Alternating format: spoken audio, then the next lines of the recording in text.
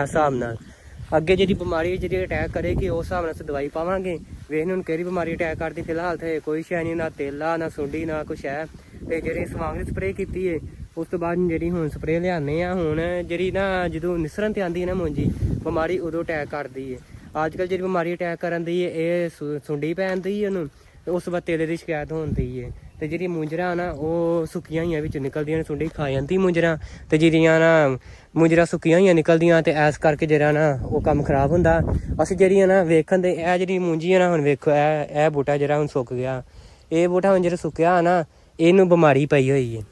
ਜਾਂ ਤੇ ਅਸੀਂ ਬੀਜ ਚੇਂਜ ਕਰਾਂਗੇ ਤੇ ਜਾਂ ਇਹਨੂੰ ਫਿਰ ਬੀਜ ਚੇਂਜ ਕਰਕੇ ਵੇਖਾਂਗੇ ਨਾ, ਘਰ ਦਾ ਬੀਜ ਹੈ ਨਾ, ਬੀਜ ਅਸੀਂ ਹੋਰ ਕਿਤੋਂ ਲਿਆਵਾਂਗੇ ਨਾ, ਇਹ ਵੀ ਫਿਰ ਉਹਨਾਂ ਨੂੰ ਦੇ ਦਾਂਗੇ, ਜਗ੍ਹਾ ਚੇਂਜ ਹੋ ਜਾਏਗੀ, ਬੀਜ ਵੀ ਚੇਂਜ ਹੋ ਜਾਏਗਾ। ਫਿਰ ਅਸੀਂ ਬੀਜ ਕੇ ਵੇਖਾਂਗੇ ਕਿਤੇ ਕਿਤੇ ਜਿਹੜੇ ਬੂਟੇ ਆ ਨਾ ਉਹ ਸੁੱਕੇ ਨੇ, ਮਤਲਬ ਜਿਹੜੇ ਕਿਤੇ ਕਿਤੇ ਬੂਟੇ ਆ ਨਾ ਉਹ ਉੱਚੇ ਉੱਚੇ ਨੇ, ਤੇ ਉਹ ਕਿਤੇ ਕਿਤੇ ਕਾਲੇ ਕਾਲੇ ਬੂਟੇ ਉਹ ਨਿਕਲਣ ਦੇ ਨੇ। ਇਹ ਜਿਹੜਾ ਨਾ ਇਹਨੂੰ